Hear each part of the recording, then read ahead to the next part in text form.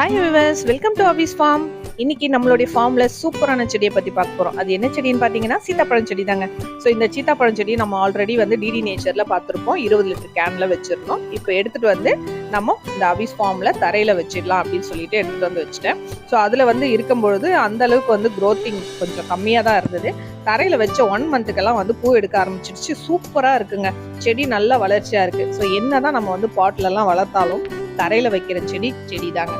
So நமக்கு ரொம்ப ஹாப்பியாக இருக்குது. இதில் அடுத்து பழம் வர்றதெல்லாம் நான் உங்களுக்கு நெக்ஸ்ட் விலாகில் கண்டிப்பாக காமிக்கிறேன். நம்ம வைக்கிற எல்லா செடியுமே நல்ல க்ரோத்திங் இருக்குது. அடுத்தடுத்த அப்டேட் வந்துகிட்டே இருக்கும் நம்மளுடைய சேனலில். அதனால் கண்டினியூஸாக பார்த்துட்டே இருங்க. புதுசாக பார்க்குறீங்க அப்படின்னா சப்ஸ்கிரைப் பண்ணுங்கள். பக்கத்தில் இருக்க பெல் ஐக்கனை கிளிக் பண்ணுங்கள். ஏதேனும் டவுட்னாலும் கமெண்ட்ஸில் ஷேர் பண்ணுங்கள். எந்த செடியாக இருந்தாலும் சூப்பராக நல்ல க்ரோத்திங்காக இருக்குங்க. நிறைய மருந்து இதெல்லாம் போடாமல் நல்லா இயற்கையாகவே ஆர்கானிக்காக நம்ம வளர்க்கலாம். உங்களுக்கு செடிங்களை பற்றி ஏதேனும் டவுட் இருந்தால் கமெண்ட்டில் சொல்லுங்கள். நான் உங்களுக்கு நெக்ஸ்ட் விலாகாகவே போடுறேன்.